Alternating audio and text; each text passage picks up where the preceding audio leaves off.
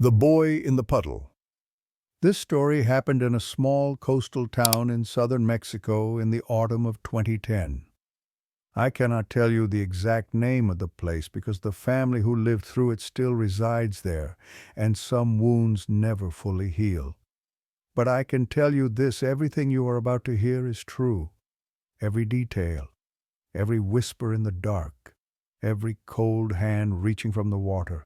If you have ever survived a hurricane, you understand the feeling. That moment when nature stops being the background of your life and becomes something that can kill you without warning. The sky turns the color of old bruises. The air grows thick and electric, and somewhere deep in your bones you feel it approaching. Something ancient, something hungry. But the most terrifying thing about this story is not the storm. The most terrifying thing is what the storm left behind. And sometimes what gets left behind does not stay buried. Santiago was 8 years old when it happened. He lived with his mother and grandmother in a small house near the drainage canal in a neighborhood where the streets transformed into rivers every rainy season. The house was nothing special. Concrete walls painted the color of faded sky, a corrugated tin roof that sang when rain fell upon it, and windows with iron bars that his mother claimed were for security but always made Santiago feel trapped. If one word could capture Santiago's existence, it would be solitary. He was not alone because nobody wanted his friendship. He was alone because he carried something different inside him, and children sense difference the way animals sense earthquakes before they strike.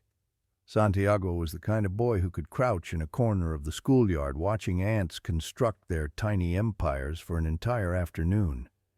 He was the kind of boy who did not weep when he tumbled and tore his knees open on concrete.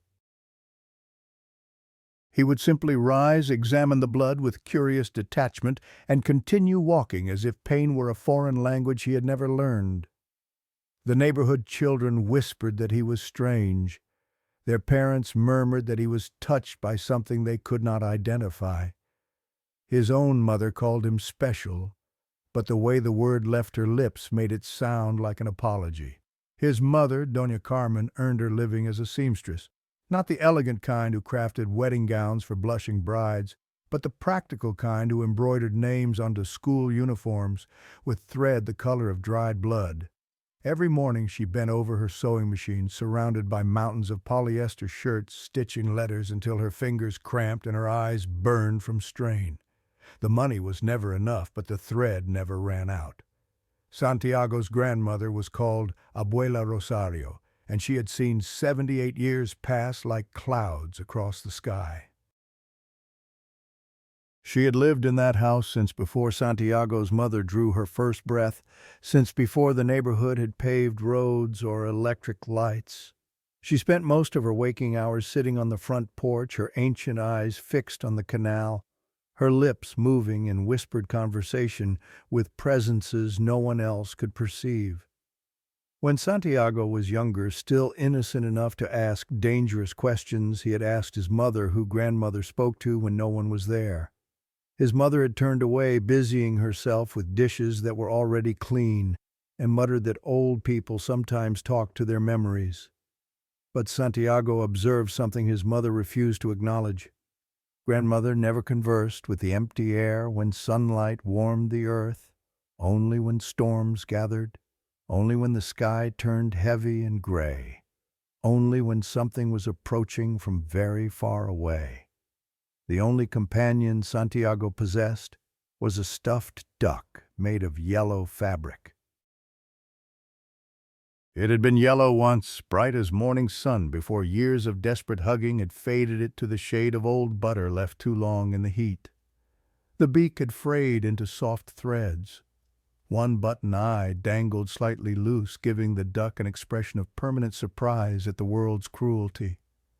A white patch covered its left wing where Santiago had accidentally torn it during a nightmare when he was 5, and his mother had repaired it with whatever thread her tired hands could find. But the most important feature of the duck was the letter embroidered on its round belly, a single letter stitched in thread the color of arterial blood, the letter S. His mother had sewn it there during a night when thunder shook the walls and lightning turned the world into a series of frozen photographs. Santiago had been crying because he believed the sky was tearing itself apart, that the world was ending, that nothing would survive until morning.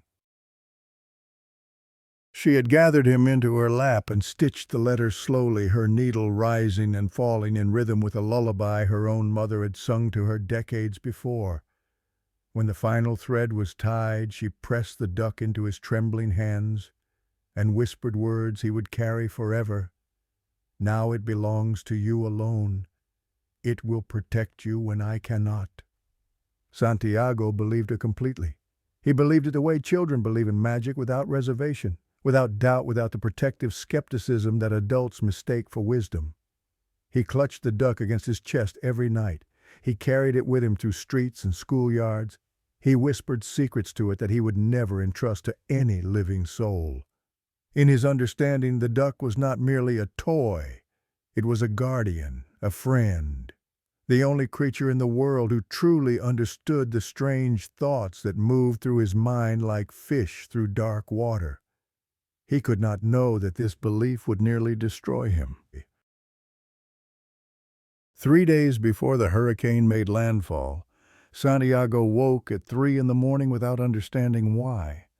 No nightmare had chased him from sleep. No sound had penetrated his dreams.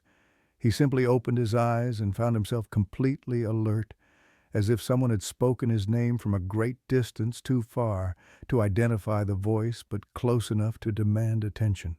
His room swam in darkness. Moonlight crept through the gap between curtains, painting a thin silver line across the concrete floor like a scar on gray skin. Santiago lay motionless, listening to the night. Nothing unusual reached his ears. The familiar chorus of crickets outside his window, the distant complaint of a dog who could not sleep, the soft, settling sounds of an old house adjusting to the cool night air. Then he heard it. Water dripping. A slow, deliberate rhythm that did not match any sound the house normally made. Like a faucet with a failing washer, but there was no faucet in his bedroom. The sound originated nearby, too nearby. Santiago turned his head toward his pillow. The duck lay beside him exactly where he had placed it before sleep claimed him, but something had gone terribly wrong. Even in the dim light he could see that it was drenched, completely saturated, as if someone had submerged it in a bucket of canal water and placed it back without explanation. A dark stain was spreading across the pillowcase beneath it, growing larger as he watched, seeping into the fabric like blood from an invisible wound. His heart began to slam against his ribs. He reached out with trembling fingers and touched the yellow fabric. Cold. Cold as canal water in January, cold as something that had been dead for a very long time. And there was a smell rising from it now, mud and algae and the sweet rot of vegetation that had drowned and never dried. Santiago snatched his hand back as if he had touched a serpent. He pressed himself against the headboard sheets, tangled around his legs, staring at the duck with eyes that refused to blink. He wanted to scream, but his throat had sealed itself shut. Then he blinked, and everything changed. The duck was dry, completely dry. The pillowcase showed no stain, no water, no smell. Just a faded yellow stuffed animal lying innocently where it had always been, as harmless as any other childhood toy. I was dreaming, Santiago told himself, forcing the words through his mind like a prayer. I was still half asleep, and my brain showed me something that was not real. That is all it was. That is all it could have been. But sleep did not return to him that night. He sat rigid against his headboard until dawn began to gray the window, watching the duck, waiting for it to move again. And in the corner of his room, in the space where moonlight could not reach, he felt certain that something was watching him in return, something patient. Something that had been waiting for a very long time. The next morning, Santiago found his grandmother on the porch and told her what he had witnessed. She did not laugh. She did not dismiss his fear with the easy comfort adults usually offered to frightened children. She only looked at him with an expression he could not decipher. her ancient eyes holding knowledge she was not ready to share. Then she turned away without speaking a single word. His mother was less mysterious in her response. She ruffled his hair and smiled the tired smile of someone who had too many worries to add another. "You were dreaming, mijo. The weather is changing. People always have strange dreams when a storm is coming. It means nothing." Santiago wanted to accept her explanation. He needed to accept it. But that night, when he rose to use the bathroom at 2 a.m, he discovered his grandmother standing on the front porch. She faced the canal, her white nightgown ghostly in the darkness, and she was speaking, not to herself, to someone. Someone who stood in the shadows where Santiago could not see. He crept closer, pressing himself against the doorframe, straining to catch her words. Not yet, she was saying, her voice carrying the weight of desperate negotiation. "He is too young. Please. I'm begging you. You already took one from me. Do not take another." Santiago's blood turned to ice water. He wanted to demand an explanation. He wanted to run to her and shake her until the truth fell out. But fear held him paralyzed. Fear and something deeper. A certainty, cold and absolute, that he did not truly want to know who she was addressing in the dark. He retreated to his room and buried himself beneath his blankets, clutching the duck so tightly his knuckles ached with the strain. Outside, the wind had begun to rise, and the first drops of rain tapped against his window like fingers politely requesting entry. The evacuation order came at dawn. Santiago woke to the sound of a loudspeaker crackling through the streets, the words distorted by static but unmistakably urgent. "Attention all residents. Category 4 hurricane approaching.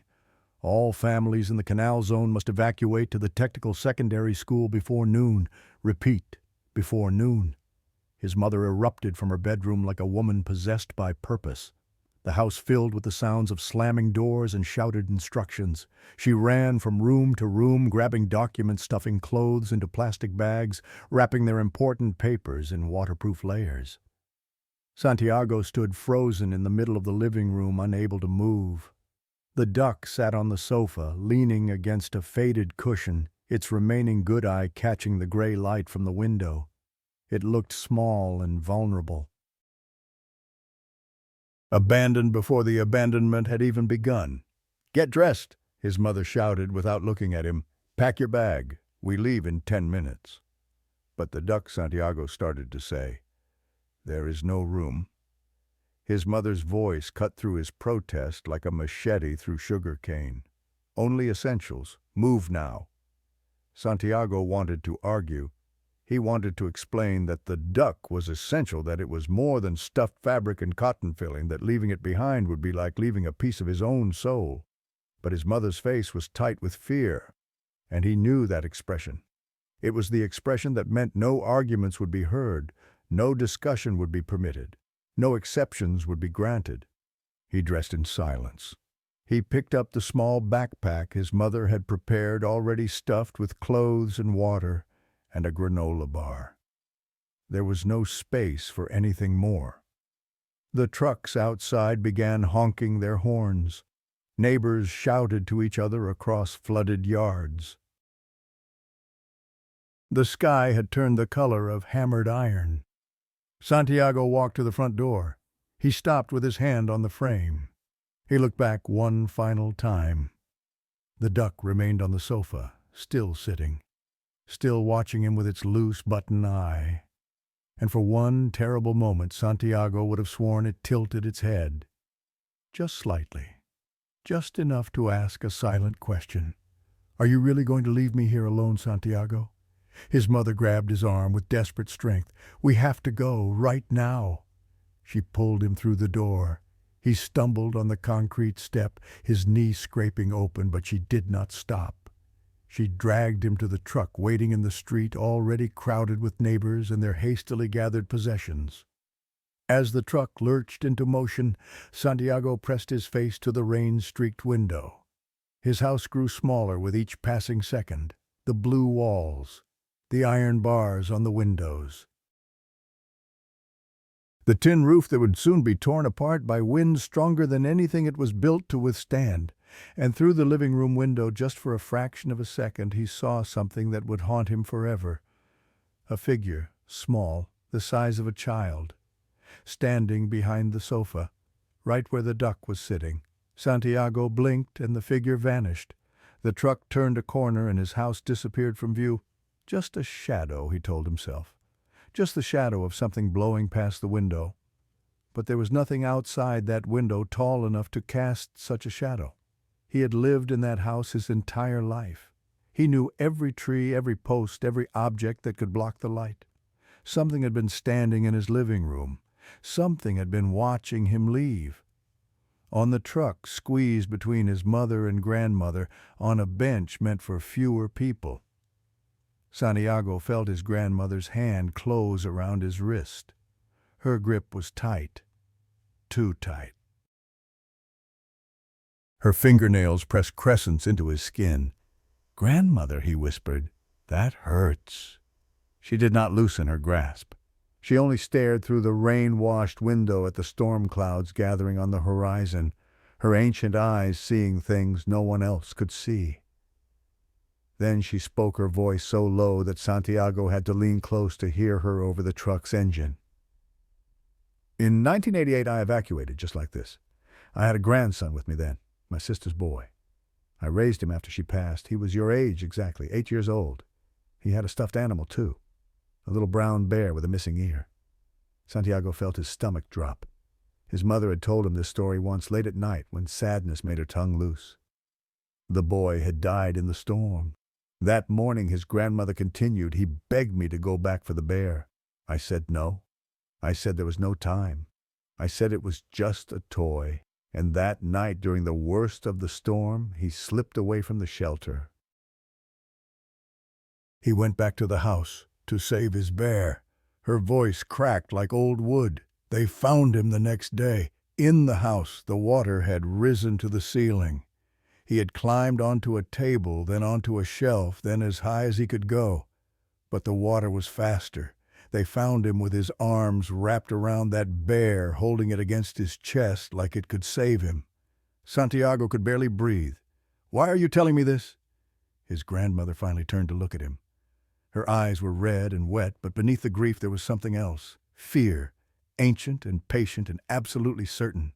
"Because you did not go back," she said. "You left it behind. That was the right choice."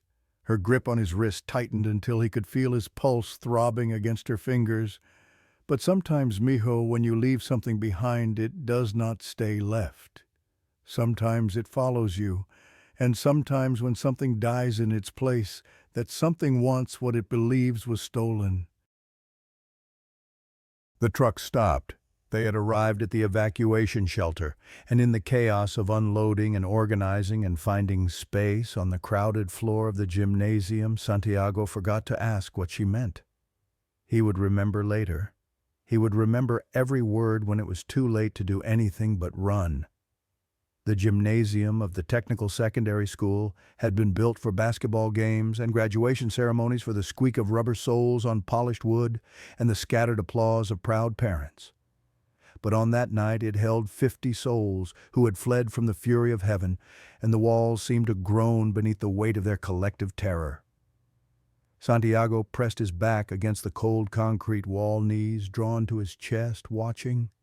The fluorescent lights above flickered every few seconds, casting the vast room in stuttering illumination that made everyone look like figures in a fever dream.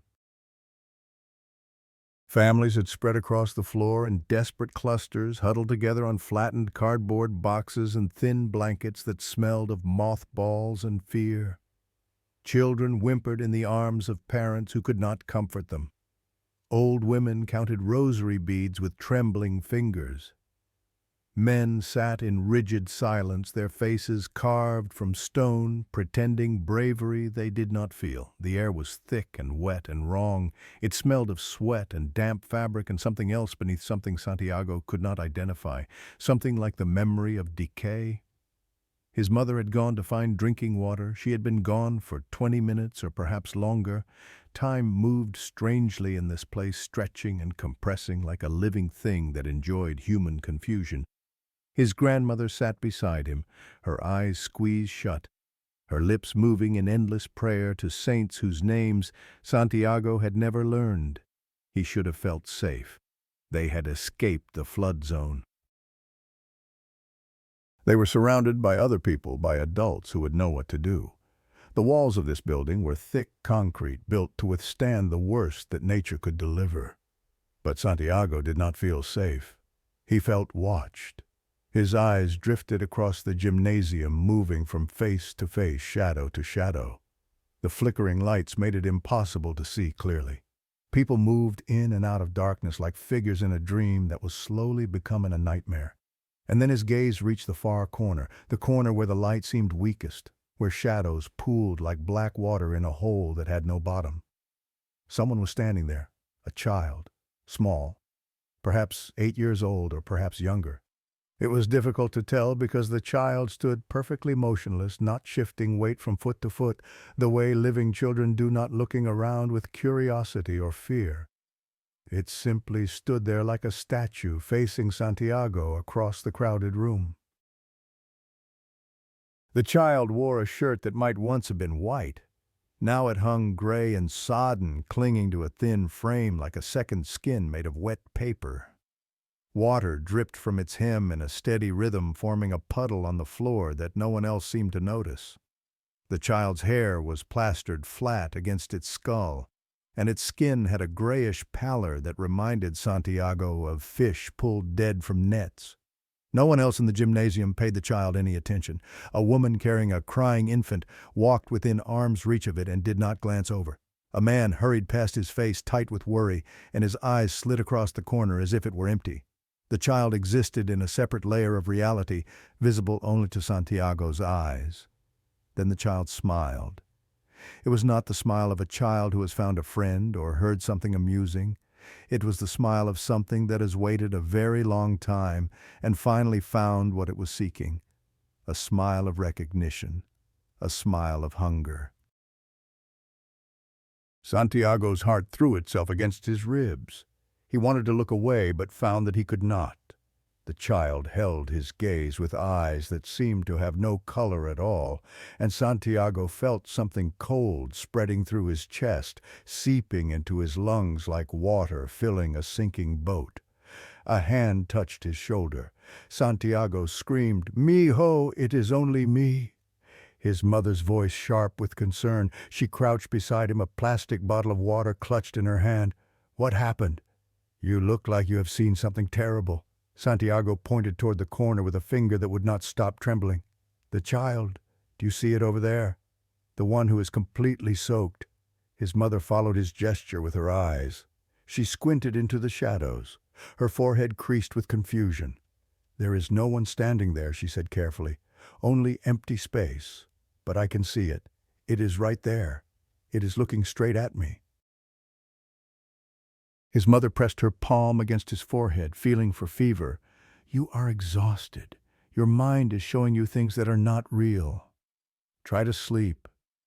Everything will seem different when morning comes." She guided him down onto the thin blanket she had spread across the concrete. She covered him with her own jacket, tucked it around his shoulders, smoothed his hair back from his damp forehead, all the gestures of comfort that mothers perform without thinking. Santiago closed his eyes, but he did not sleep. Behind his eyelids he could still see the child smile, could still feel those colorless eyes fixed upon him. And somewhere in the gymnasium, so soft it might have been imagination, he heard the steady sound of water dripping onto concrete. The storm struck the building at 8 o'clock. There was no gradual approach, no gentle prelude of increasing wind and rain. One moment the world outside was gray and tense and holding its breath. The next moment, something enormous slammed into the structure with the force of a derailing train. The walls shuddered. The fluorescent lights flickered wildly, strobing the room in alternating flashes of white and absolute black. Someone screamed. Someone else began praying in a voice loud enough to cut through the rising howl of wind. Santiago sat upright, his heart trying to escape through his throat. His mother grabbed his hand and squeezed until he felt bones grinding together. His grandmother had not moved or opened her eyes, but her prayers had grown faster, more desperate words tumbling over each other in their rush to reach heaven. The sound was beyond description. It was not merely wind. It was a living thing, a beast made of air and water roaring its fury at the world of solid things. Tin roofs screamed as they were peeled away from nearby buildings. Glass shattered somewhere close. The gymnasium seemed to flex and sway as if the concrete itself had learned fear. Then the lights died. Total darkness descended. The kind of darkness that possesses weight that presses against your eyes like fingers that fills your mouth and makes you forget light ever existed. People screamed. Children wailed. Chaos became absolute. Someone fumbled with a flashlight. A thin beam cut through the blackness, sweeping across faces frozen in terror. Then another flashlight flickered to life, and another. Small islands of yellow light in an ocean of dark. But the lights were dying even as they were born. Santiago watched one flashlight flicker dim and go dark. Its owner shook it desperately, slapped it against his palm, but nothing happened. The batteries had drained. Another light followed its beam, guttering like a candle in strong wind. One by one the lights were failing, as if something was feeding on their power. "Stay together," someone shouted into the chaos. "Nobody move. Stay exactly where you are." Santiago felt his mother's arms wrap around him, pulling him close. He buried his face against her chest, trying to block out the sounds of the storm and the screams of terrified strangers. But he could not block out the certainty growing in his mind. Something was wrong beyond the hurricane. Something was inside the gymnasium with them. A flashlight beam swept past where he huddled. In that brief flash of illumination, he saw something that stopped his breath. The soaking child was no longer in the corner. It stood in the center of the gymnasium, now surrounded by huddled families who could not see it, who had no idea it was there. It had moved closer, much closer, and it was still looking directly at Santiago. The light moved on. Darkness swallowed the child.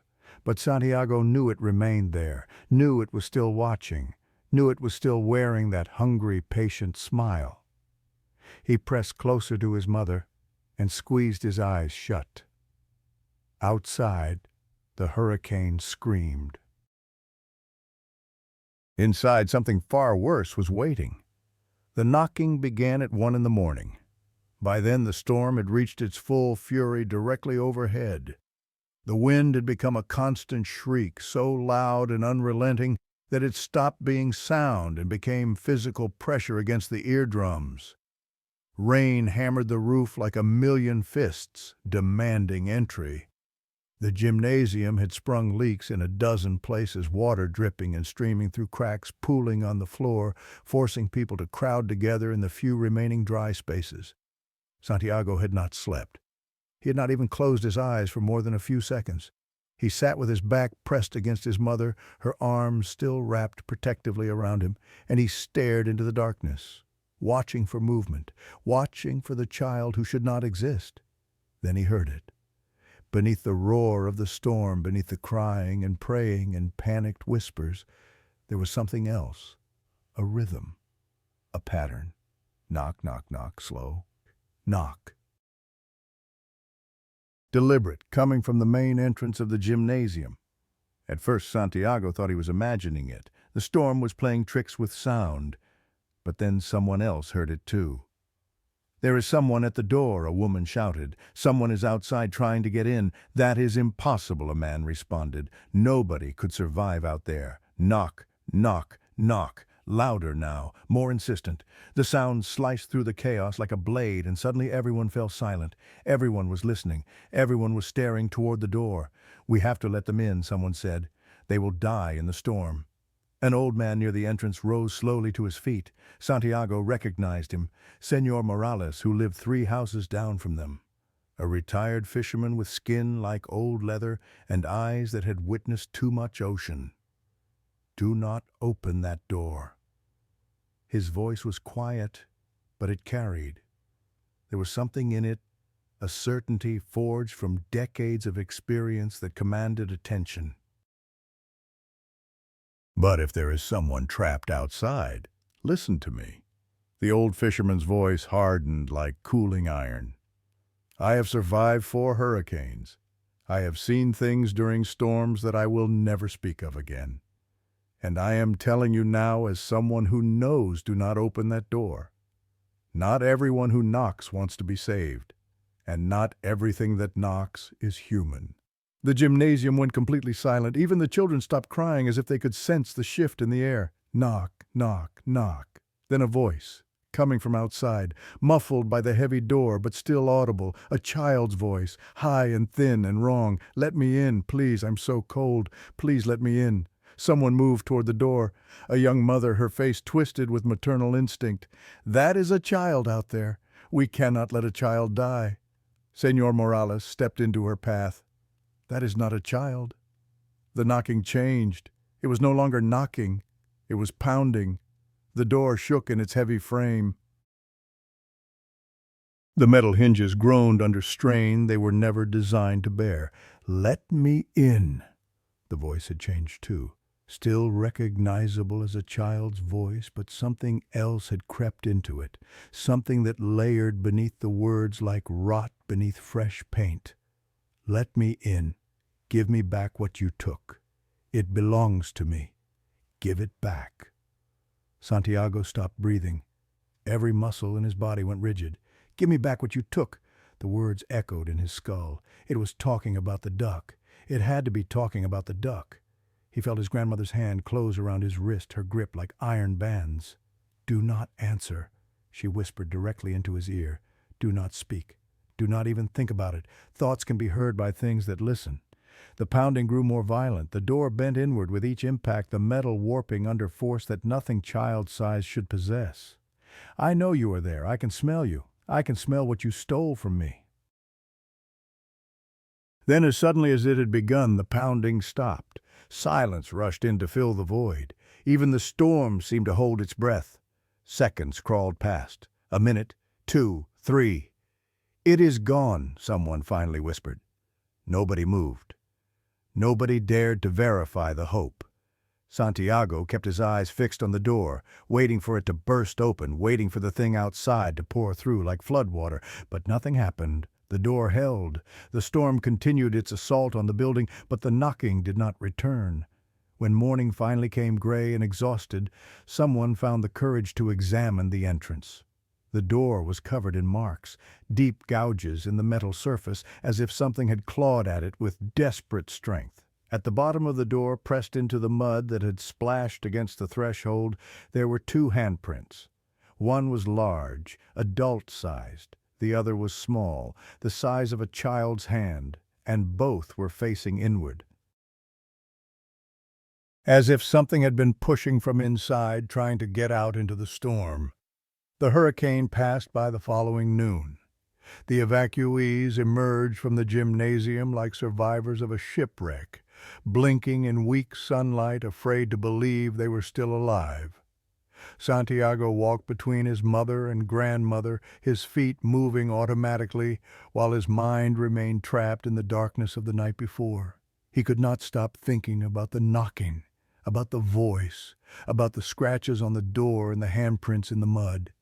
His mother kept glancing at him with worried eyes, but she did not ask what was wrong.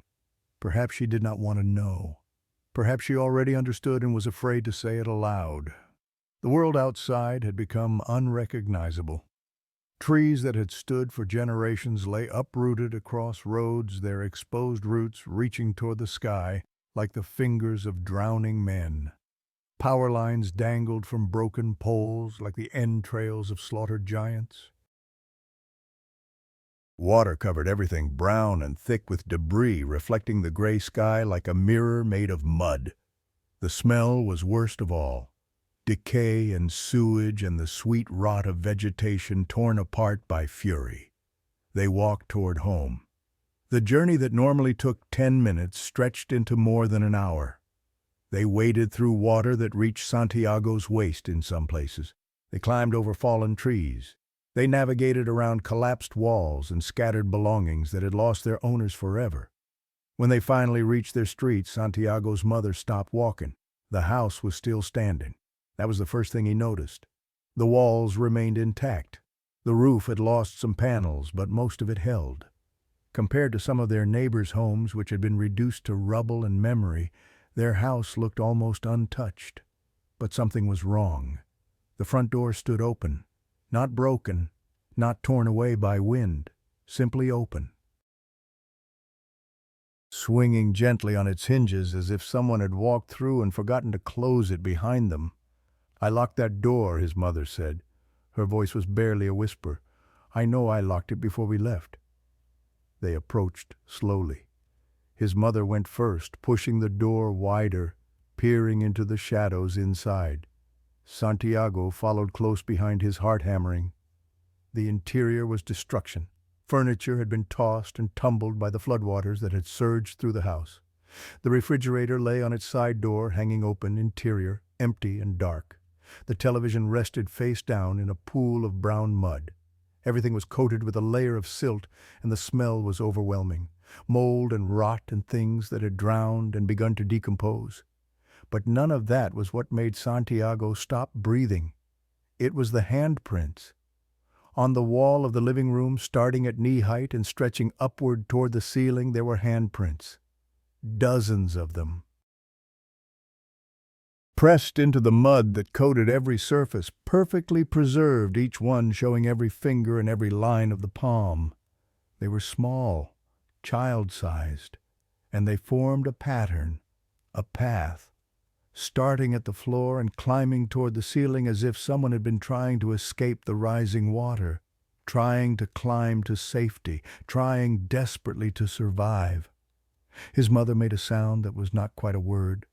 She pressed both hands against her mouth. His grandmother stood in the doorway, her eyes moving slowly across the handprints with an expression of terrible recognition. Santiago walked closer. His legs moved without his permission, carrying him toward the wall. He raised his own hand and placed it against one of the muddy prints. It matched exactly, the same size, the same shape, as if his own hand had made the mark. "Someone was in our house," he whispered. "Someone was here during the storm." "No." His grandmother's voice was flat and certain. "Something was here. Something that wants you to believe it was human. Something that wants you to feel guilty for surviving." Santiago turned to look at her. She was staring at the corner of the room, at the sofa, at the place where he had last seen the duck. The cushions were soaked and stained with mud, but there was nothing on them. No yellow fabric, no button eyes, no red-stitched letter. The duck had vanished. "Where is it?" his mother asked, her voice trembling. "Where is your toy?" "I do not know." Santiago could barely form the words. "I left it right there, on that cushion. The water must have carried it away." His mother was trying to believe her own explanation. "It probably floated out through the door." "No." Grandmother crossed herself slowly. "The water did not take it. Something came for it. Something came into this house while the storm raged, and it took what it believed belonged to it." She looked at Santiago with eyes that held both sorrow and fear. "You need to find it before sunset.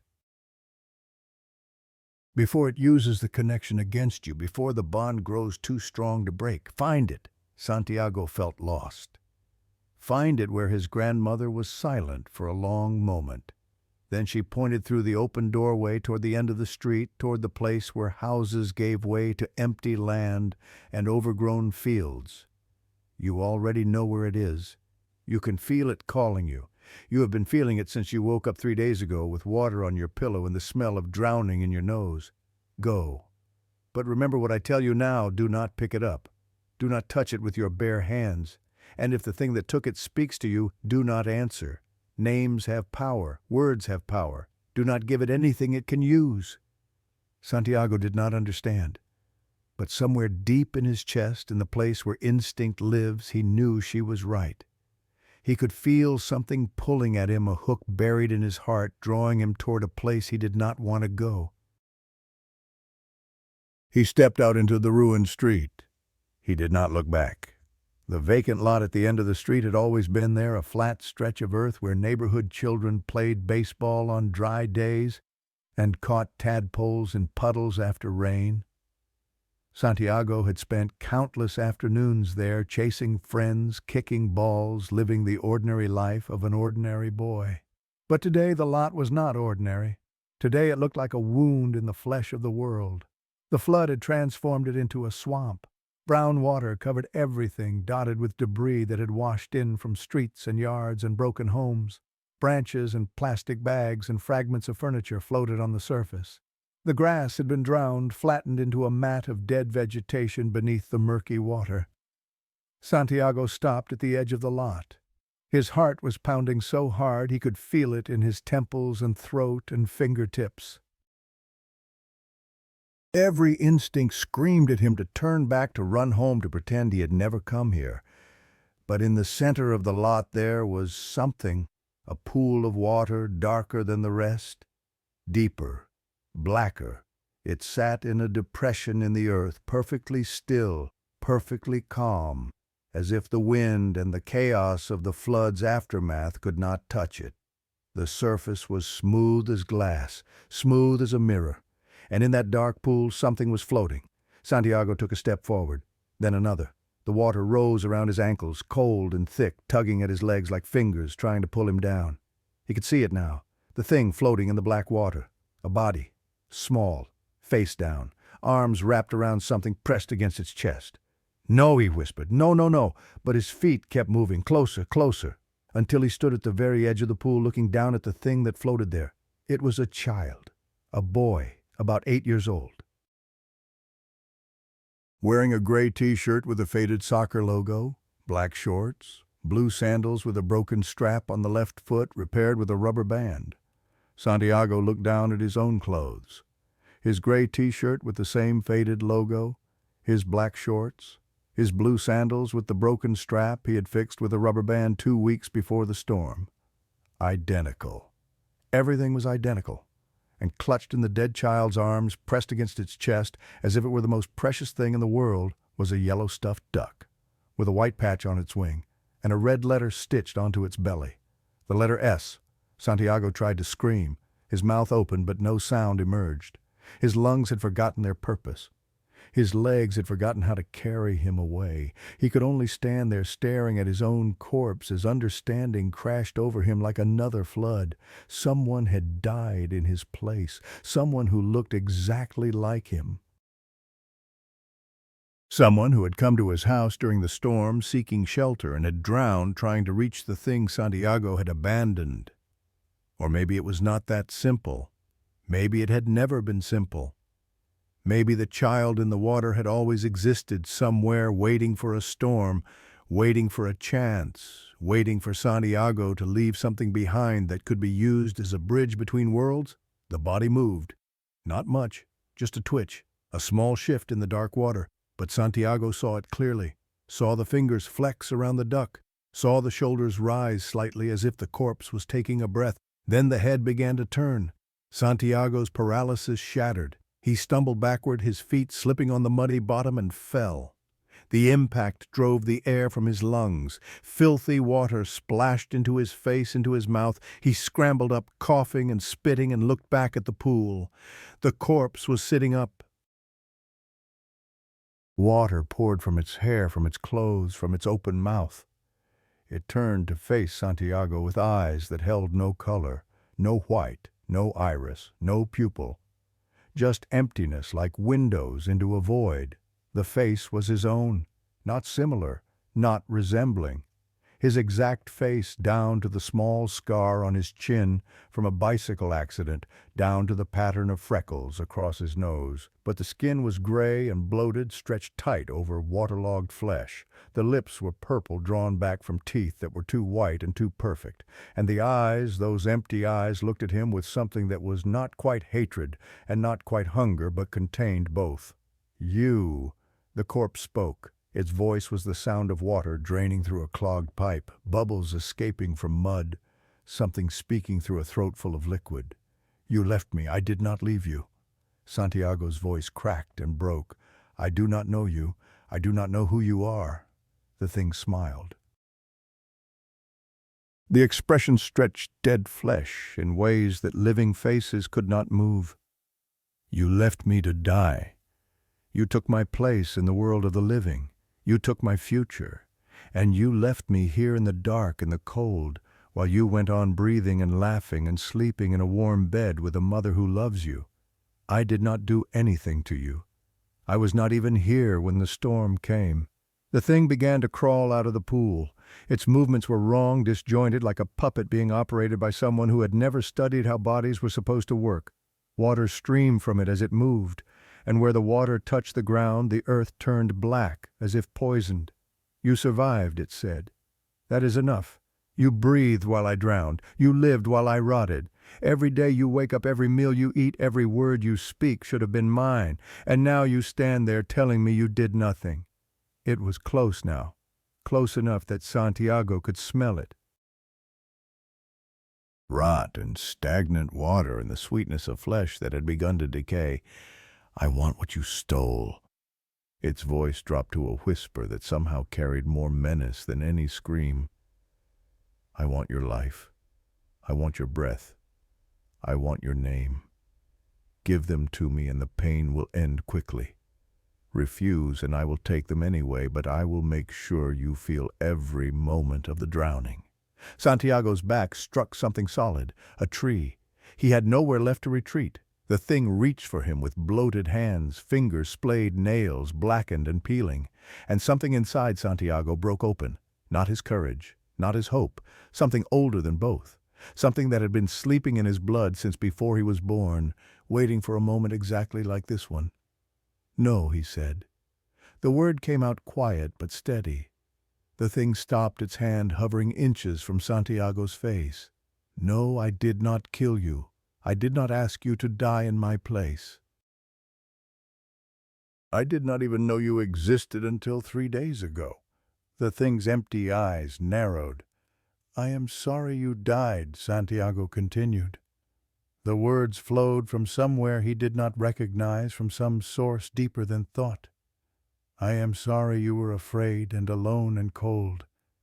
I am sorry no one came to save you. But destroying me will not bring you back. It will just mean that 2 children died instead of 1. It will just mean more pain, more anger, more children dragging other children into the dark forever. Stop it. The thing's voice lost its cold certainty. Something else crept into it, something that sounded almost like fear. You were a child, just like me. You did not deserve what happened to you. Nobody does. And if I could change it, if I could trade my life for yours, I would think about it. I really would. But I cannot. The past is finished.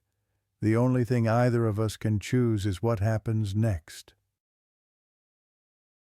The thing stood frozen water dripping from its ruined form, its empty eyes fixed on Santiago's face. Tears were running down its cheeks. Not water from the pool, actual tears, clear and human, cutting tracks through the mud on its skin. I do not know how to stop it, whispered. I have been angry for so long. The anger is all I have left. If I let it go, there will be nothing left of me at all. Then let me help you. Santiago extended his hand, not to grab, not to fight, just offering. Let me help you find peace. The thing looked at his hand for a long moment. Then it looked at the duck still clutched against its chest. Then it looked back at Santiago's face. I cannot, it finally said. I want to. Part of me wants to so badly, but the hunger is stronger than I am. It will not let me stop. It will never let me stop. It stepped back toward the black pool. Go, it said. Go and do not return to this place. I will not chase you today. You showed me kindness, and I remember what kindness felt like, even if I cannot feel it anymore. But do not think this is finished. The hunger will return. It always returns. It turned away, moving back toward the water that had birthed it. Someday you will be old, it said without looking back. Someday you will be tired and weak and ready to let go. And when that day comes, I will be here, waiting, the way I have always been waiting. That is my promise to you. When your strength finally fails, I will come to collect what is owed. It walked into the pool. The black water rose around it, accepting it back. The surface closed over its head without a ripple. And then it was gone, and Santiago was alone in the vacant lot with the debris and the silence and the fading light of afternoon. But the duck remained. It lay at the edge of the pool where the thing had dropped it, yellow fabric stained with mud-button eyes staring up at the sky. Do not touch it, his grandmother had warned. Do not pick it up. Santiago looked at the duck for a long time. Then he turned and walked away, leaving it where it lay. He did not look back. That night Santiago told his grandmother everything. She listened without interrupting, her ancient face unreadable, her hands folded in her lap. When he finished, she was silent for a long moment. "You did well," she finally said. "Better than I did when I was young. Better than your uncle did. You faced it, and you did not let fear make your choices, but it is not over." Santiago could not keep the despair from his voice. "It said it would wait. It said it would come back when I'm old." "Yes." His grandmother nodded slowly. "That is the curse of los niños del agua. They are patient. They have nothing but time. But you have something they do not have. What life? Every day you live fully is a day stolen from its grasp. Every moment of happiness, every achievement, every connection with another human being makes you stronger and makes it weaker. It feeds on fear and guilt and loneliness. If you refuse to give it those things, it will starve." She took his hands in hers. "I have been running from my own shadow for nearly 50 years, she said. "I have made mistakes. I have let fear control too many of my choices. But I am still here, still breathing, still capable of love. And that means I have won more battles than I have lost. What happened to your shadow, the one that followed you? It is still out there, somewhere, waiting for me to grow weak enough for it to finally take what it wants. But I have decided something, mijo. I have decided that when my time comes, I will face it standing up. I will not let my last moment be one of fear." She squeezed his hands. "Promise me you will do the same.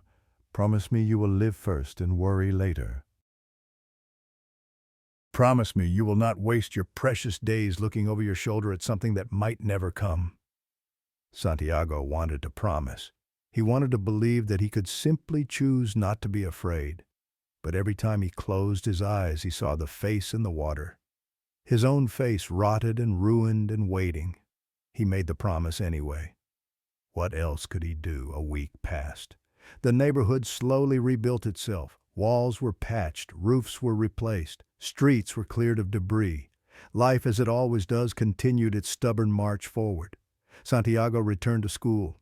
He played with the other children during recess. He did his homework. He ate his meals. From the outside, he looked like any other boy recovering from a traumatic experience. But inside, something had changed. He no longer walked past the vacant lot at the end of the street. He took the long way around, adding 15 minutes to his journey just to avoid seeing that patch of ground.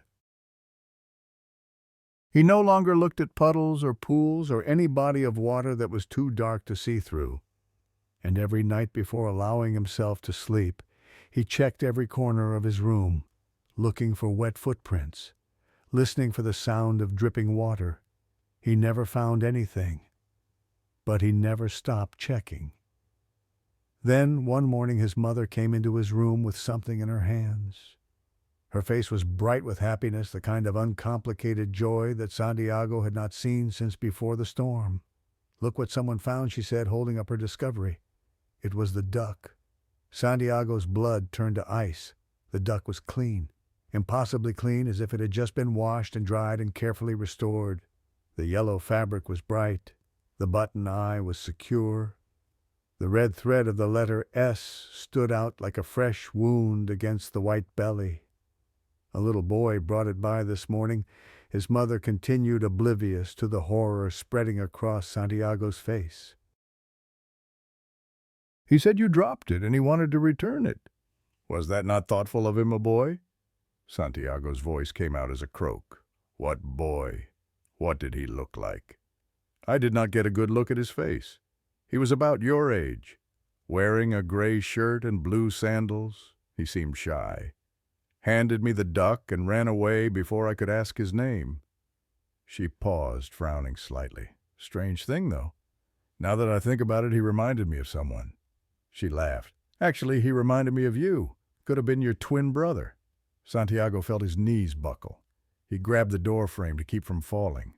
His grandmother appeared behind his mother. She took one look at the duck and all color drained from her face.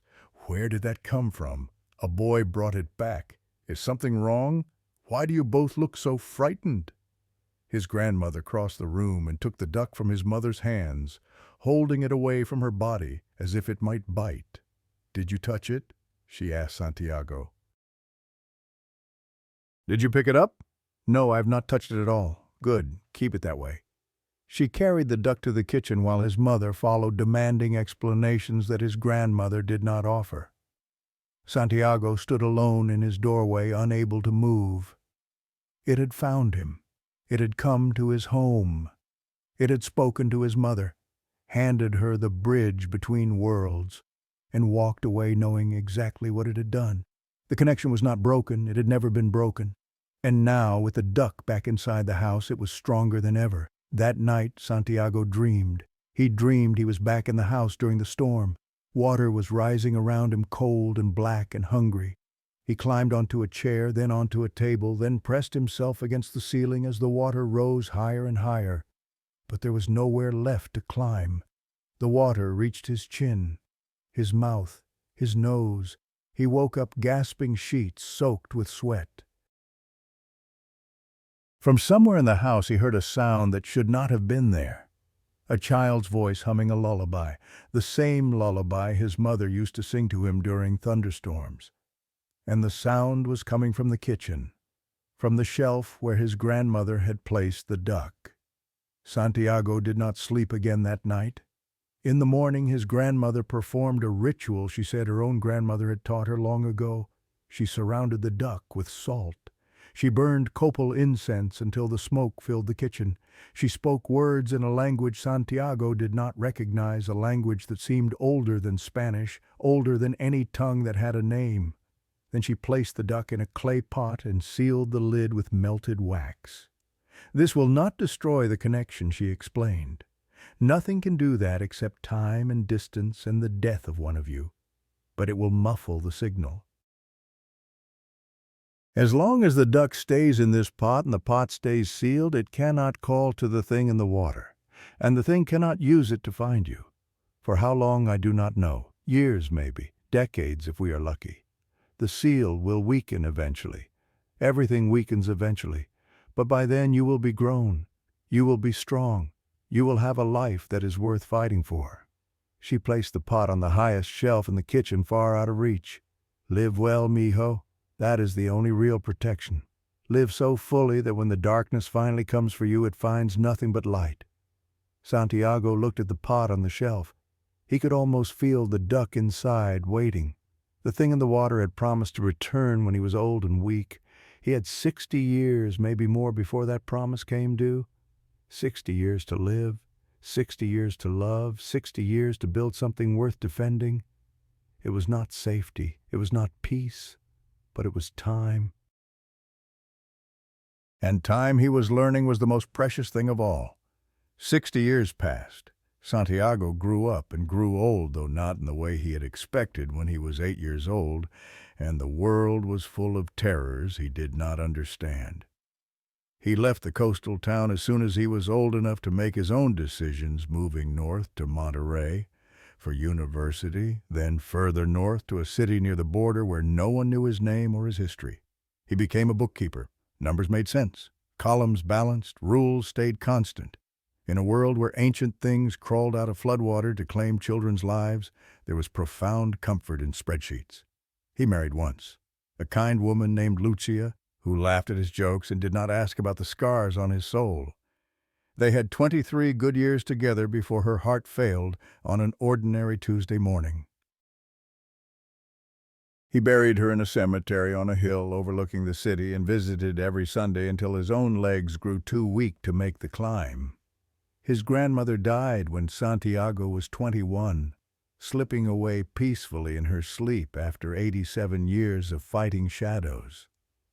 Before she passed, she made his mother promise to keep the clay pot sealed and hidden, to send it to Santiago only when the time was right, only when there was no other choice.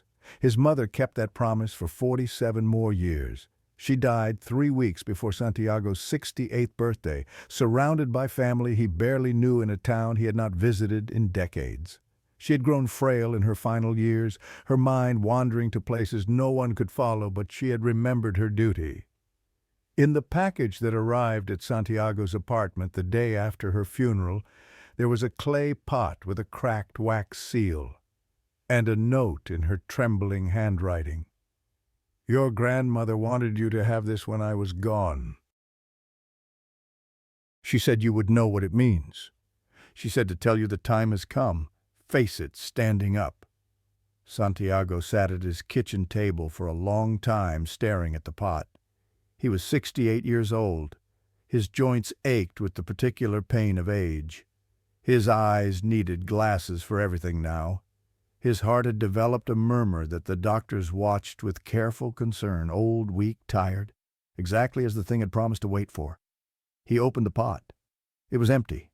No duck, no yellow fabric, no button eyes, nothing but a residue of salt and dried herbs at the bottom, and a smell that transported him instantly back to childhood. The smell of stagnant water, of things that had drowned and never surfaced. The binding was broken, the duck was gone, and something that had waited 60 years was finally free. The phone rang that evening, a cousin he barely remembered calling about his mother's estate. But there was something else, the cousin said. Something strange had happened at the funeral. A little boy had appeared at the cemetery. No one knew who he was or where he had come from. He had stood at the edge of the crowd, watching the service, not speaking to anyone. And when someone finally approached to ask if he was lost, he had smiled and said 5 words. "Tell Santiago I'm waiting." Then he had walked away, toward the coast, toward the town where Santiago had been born, toward the vacant lot where nothing had grown for 60 years.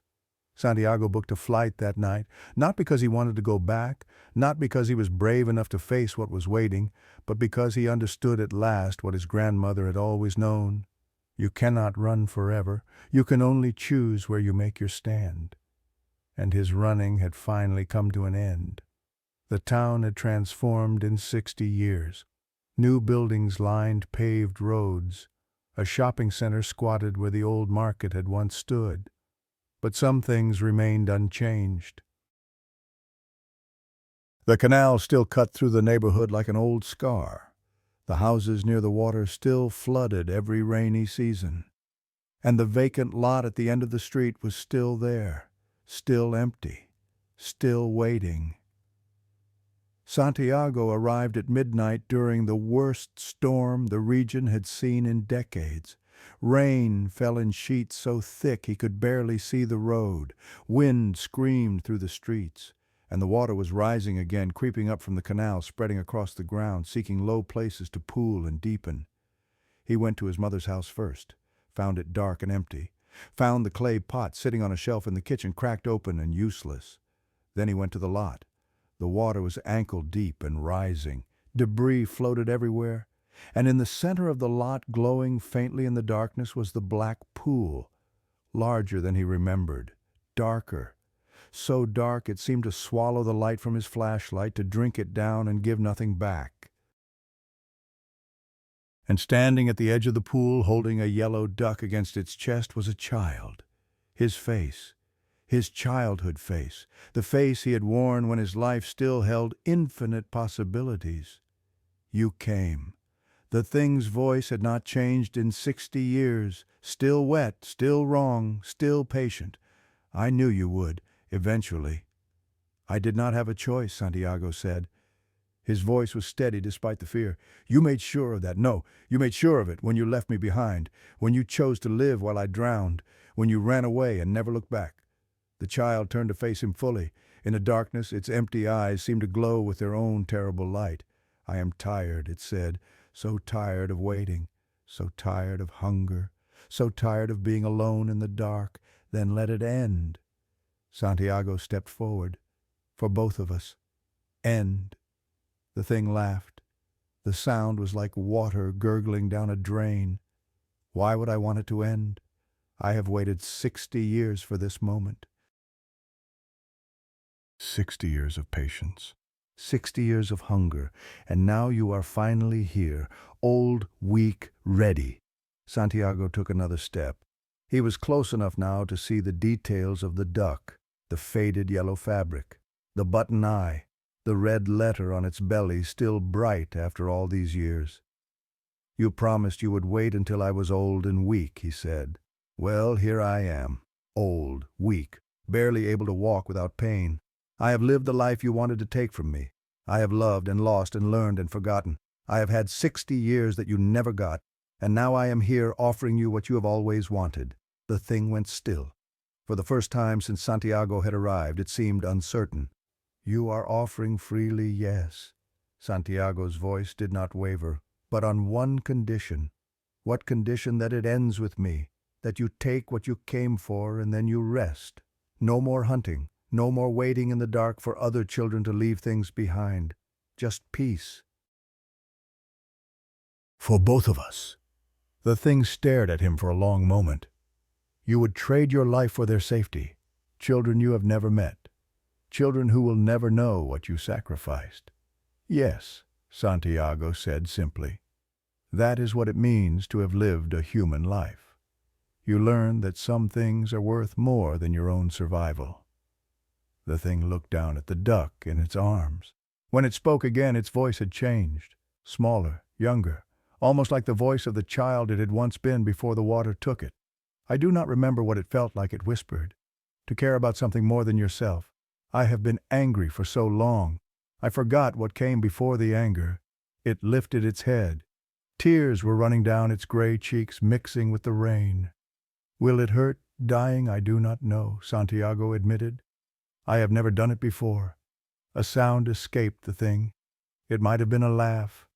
It might have been a sob. "You are strange," it said, "for a human. For someone who is about to die.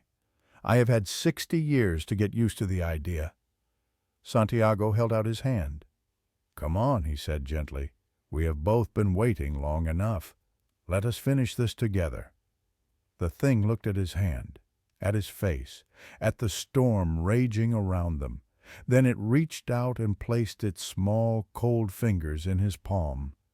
The cold hit Santiago like a physical blow. It was not just temperature, it was absence, the absence of warmth, of life, of everything that made existence bearable. It flooded through his body, slowing his heart, dimming his vision. But he did not pull away. He closed his fingers around the child's hand and held on. Together they walked toward the black pool. The water rose around Santiago's ankles, his knees, his waist. It was cold beyond imagining, cold beyond anything he had ever felt. But he kept walking. The child walked beside him, still holding his hand, still clutching the duck. "What is your name?" Santiago asked as the water reached his chest. "Your real name, the one you had before." The thing was silent for a moment. Then in a voice almost too soft to hear Tomas. "I think it was Tomas. That is a good name," Santiago said. The water reached his chin. "I am glad to know it." The water closed over their heads. And in the darkness beneath the surface, as the cold took the last of his warmth and the water filled his lungs, Santiago felt something unexpected. Peace. Not happiness, not triumph, just peace. The peace of a long journey finally ending. The peace of a debt finally paid. The peace of two children separated by decades and death finally finding rest together. They found Santiago's body 2 days later, washed up on a bank a mile downstream. He lay face down in the mud, arms wrapped around something pressed to his chest. When they turned him over, they found that he was smiling. The smile of someone who had faced his fear and found it smaller than he expected. The thing in his arms was a yellow duck, faded and worn with a white patch on its wing and a red letter on its belly. But when they examined it closely, they found something strange. There was a second letter now, stitched in thread that looked ancient despite being newly sewn. T for Tomas. The people of the town still tell stories about that night, about the old man who came back after 60 years, about the storm that raged while he walked into the water, about the way the rain stopped exactly at dawn as if something had finally been satisfied. They say the vacant lot is different now. Grass grows there where nothing grew before. Children play baseball on dry afternoons, and none of them feel the chill that used to rise from the ground. They say the black pool is gone, filled in somehow, replaced by ordinary earth that holds no secrets. They say that on quiet nights, if you listen carefully, you can hear two children laughing somewhere far away, playing together, finally at peace.